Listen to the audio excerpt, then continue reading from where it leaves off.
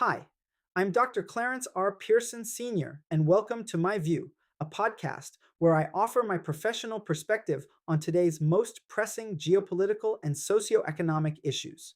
Recently, my attention has been drawn to developments in Liberia, where a political social media influencer is set to celebrate the nation's independence behind bars, especially under a regime he claims he helped to bring to power. Here is my view on the matter. Prophet key to spend Independence Day behind bars, but Flag Day brings hope of freedom. On July 26th, Liberians across the country and around the world will celebrate the nation's 179th Independence Day with parades, speeches, religious services, and the raising of the Lone Star flag. But for one of Liberia's most recognizable digital voices, the occasion will pass behind prison walls.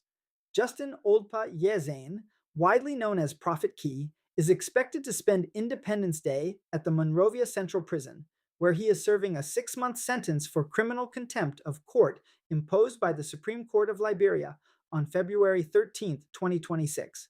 If no additional legal complications arise, he is scheduled for release on August 13th. His incarceration has evolved into something larger than the fate of a single social media commentator. It has become a national conversation about free expression, judicial authority, political loyalty, and the changing role of digital activism in Liberia's democracy. A case that divided the nation. The case originated from a social media live stream in which Prophet Key directed highly offensive remarks toward Chief Justice of Liberia and members of the Supreme Court while making allegations of judicial corruption. The Supreme Court ruled that the statements constituted criminal contempt and directly undermined the dignity and authority of Liberia's highest judicial institution. In addition to the 6 month custodial sentence, the court ordered Prophet Key to issue public apologies and sign a bond committing himself to refrain from similar conduct in the future. Supporters of the ruling argue that freedom of expression cannot be used as a shield for conduct they believe attacks the legitimacy of the judiciary through vulgar insults and unfounded accusations. Critics contend that the punishment raises troubling questions about the boundaries between judicial authority and constitutional protections for speech. The resulting debate has exposed deep divisions in Liberian society over where those lines should be drawn. The rise of a digital influencer. Before his imprisonment, Prophet Key emerged as one of the country's most influential online commentators. Through Facebook broadcasts and digital platforms, he built a large audience among young Liberians at home and in the diaspora by offering blunt, often confrontational commentary on politics, governance, and public affairs. His style stood apart from traditional media. While newspapers and radio stations generally operated within established editorial standards, Prophet Key cultivated a reputation for emotional, unscripted, and highly personal political engagement. To admirers, he represented authenticity and fearlessness. To critics, he embodied a growing culture of political vulgarity and irresponsible public discourse. Either way, his influence was undeniable. The political dimension. The case acquired additional significance because of Prophet Key's perceived alignment with political forces that supported the election of President Joseph Boakai and the Unity Party led administration. For years, he openly supported political change and frequently criticized the previous government. That history has fueled claims among some supporters that his imprisonment represents abandonment by political allies. Others reject that interpretation, arguing that no political party can or should interfere with judicial proceedings once a matter reaches the Supreme Court. The controversy has highlighted a broader reality in democratic systems. Political alliances often have limits when they collide with constitutional institutions. Whether Prophet Key views his imprisonment as a betrayal remains largely unknown. What is clear is that the case has complicated the relationship between political activism and institutional accountability, the chilling effect debate. Perhaps the most important question raised by the case concerns its impact on public participation. Liberia's digital space has become a vital arena for political engagement, particularly among young citizens and members of the diaspora.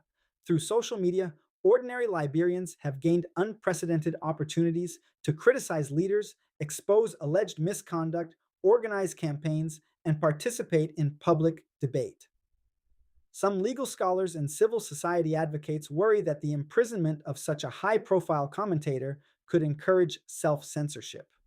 Their concern is not necessarily about defending the language Prophet Key used, but about whether citizens may become reluctant to criticize powerful institutions for fear of legal consequences.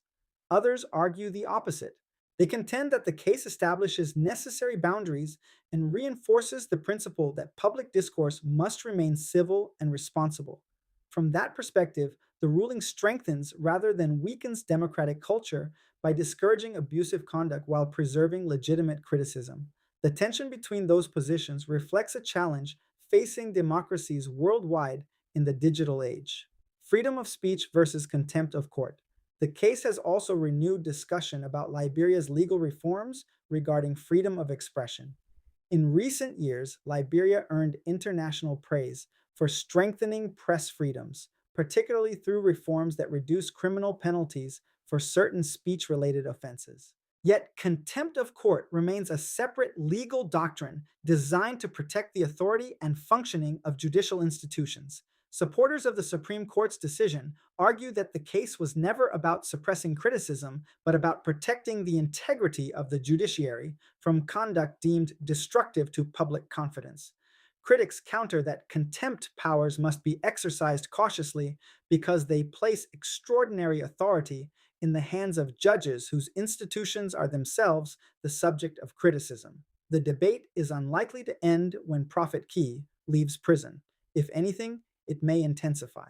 The man who returns history suggests that imprisonment often transforms public figures. Some emerge quieter and more cautious. Others emerge more influential than before. For Prophet Key, the future remains uncertain. He could choose to moderate his rhetoric and transition toward policy focused commentary. He could attempt to rebuild his platform within the boundaries established by the court. He could become a symbol for those who believe free expression is under pressure. Or he could gradually retreat from political activism altogether. No one knows which path he will take. What is certain is that his return will attract significant public attention. The audience that followed him before prison will be watching. So will his critics. So will Liberia's political establishment. Beyond one individual. Ultimately, the significance of the Prophet Key case extends beyond one commentator, one political party, or even one court ruling.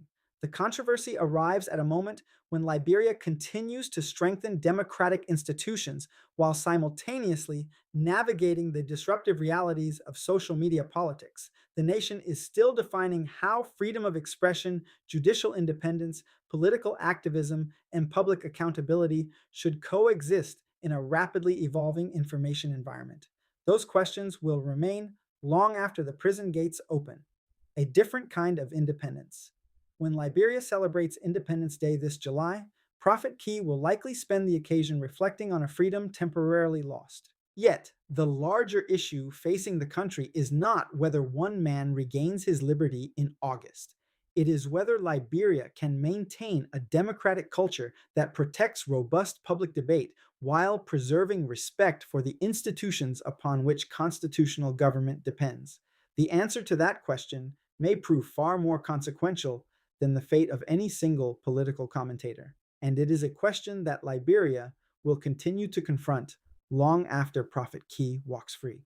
My View is a continuing series where I share informed commentary on a wide range of geopolitical and socioeconomic topics.